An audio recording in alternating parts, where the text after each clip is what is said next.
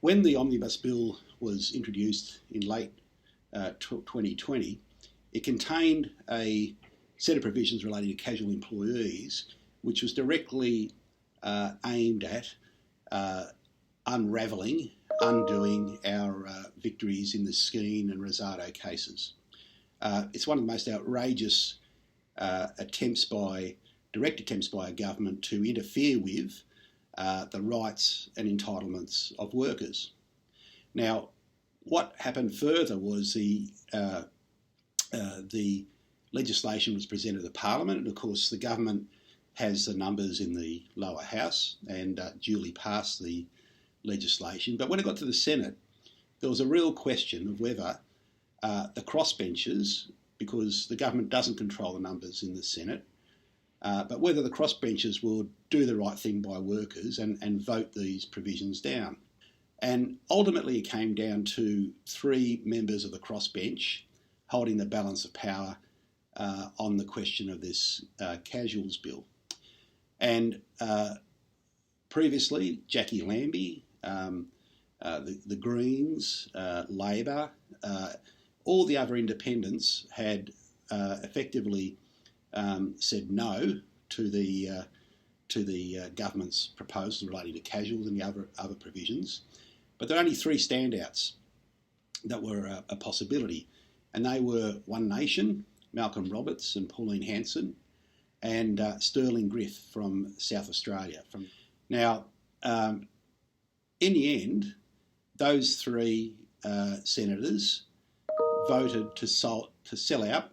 There's no other word or expression that suits the situation. They voted to sell out mine workers in the regions and all other workers who had been forcibly classified as casuals.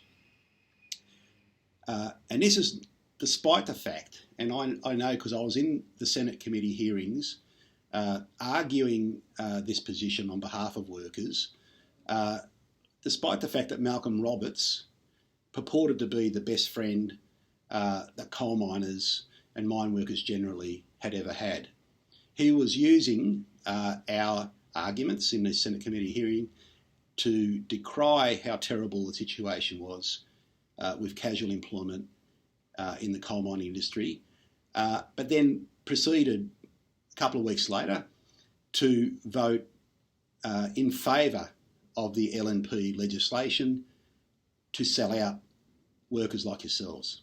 The legislation that the government has introduced and which passed does have a serious impact upon your rights and upon, in particular, the position of our members who are subject to this class action.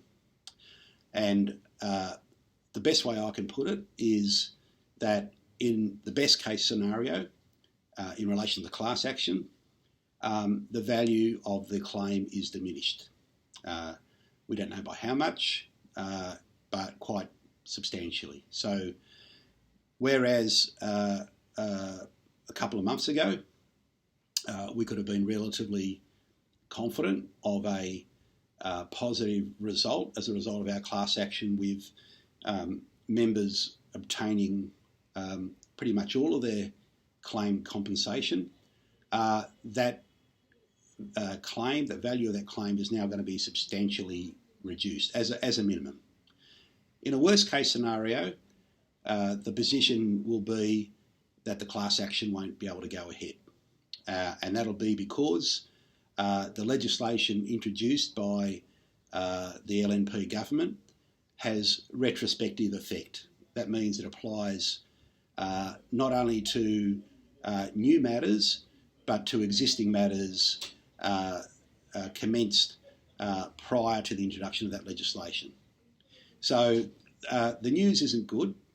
I wish it could be better, and we won't know the precise position until the WorkPac and Rosado matter is determined by the High Court. We can only hope that the decision that the High Court comes down with is supportive of the 2 previous full court, federal court decisions on this question. And when that decision is known, we'll obviously assess our position in terms of the way forward.